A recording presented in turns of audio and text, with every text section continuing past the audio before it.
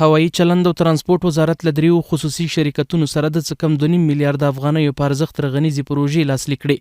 نن د حکومت د اطلاعاتو او رسنیو مرکز کې د یو خبري کنفرانس پر مهال د هوایي چلند او ترانسپورت وزارت له دریو خصوصي شرکتونو سره د هرات ګذرا ولسوالۍ د مسافر وړونکو ترمینل، د فاریاب د اقنی بندر او د کابل هوایي ډګر د نوو انتظارګاو او پارکینګ رغنیزو پروژو قرارداد د څه کم 2.5 میلیارډ افغانیو په ارزښت لاسلیک کړ. د یاد کنفرانس پر مهال د ترانسپورت او هوایي چلند وزیر الحاج ملا حمید الله خونزاده وویل د دغه دریو پروژو له ډلې یو د هرات د ګذرا ولسوالۍ د مسافر وړونکو ترمینل دی چې دغه ترمینل د 2 میلیارډ افغانیو په ارزښت په زر جریبه دولتي ځمکه کې جوړیږي چې په 3 کلونو کې به د رغېدو چارې بشپړ او ګټې اخیستنې ته به وسپارل شي.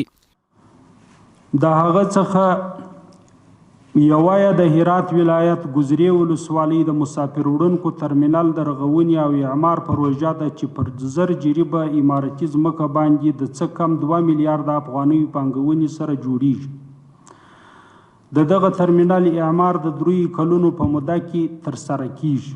همدارنګه ښاغلي وزیر زیاته کړه د دغه پروژو له ډلې بله د فاریاب د اقنی بندر رغېدل دي چې دغه بندر په 20 جریبه دولتي ځمکه کې د خصوصي شرکت له لورې د 90 میلیونه افغانیو په ارزښت جوړیږي چې په 2 کلونو کې به د جوړېدو چارې بشپړ او ګټې اخیستنې ته به وسپارل شي. دویمه پروژه د فاریاب ولایت د اقنی بندر د تیر پارک پروژې رغونه او جوړول دي چې پر 20 جریبه عمارتي ځمکه باندې د 90 میلیونه افغانیو په پانګونې سره د خصوصي سکتور په واسطه جوړیږي.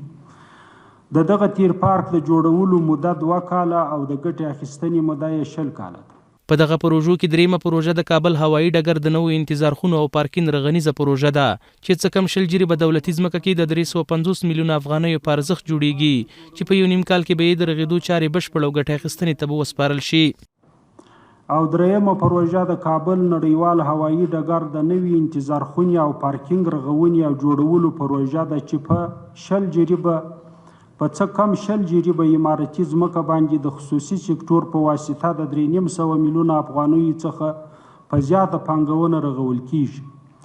دغه انتظارخونې د جوړولو موده 1.5 کال او د ګټې اخیستنې موده 10 کاله ده. په ورته مهال د یاد خصوصي شرکتونو استازو له اسلامي امارت څخه مننه وکړه چې په کور دننه یې خپلو پانګوالو ته د پانګونې زمینه برابره کړې ده.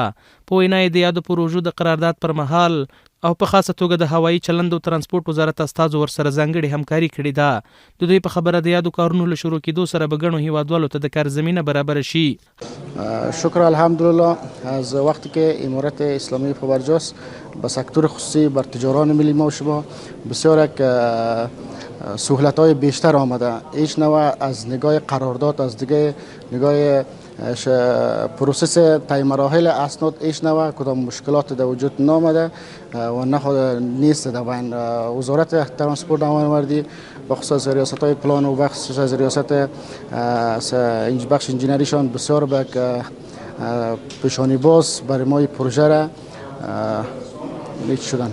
اوس ډیره شفافه پروژه ده د تجارانو لپاره د سرمایه‌ګذارۍ لپاره ډیره شفافه پروژه ده. موږ په دې باندې ډیر خوشاله یو. موږ ځکه دلته د سرمایه‌ګذارۍ لپاره اوس هغه هم اقدام هم وکړلو چې دلته امارت اسلامي د موږ سره ډیره همکاري وکړله په دې مورد باندې.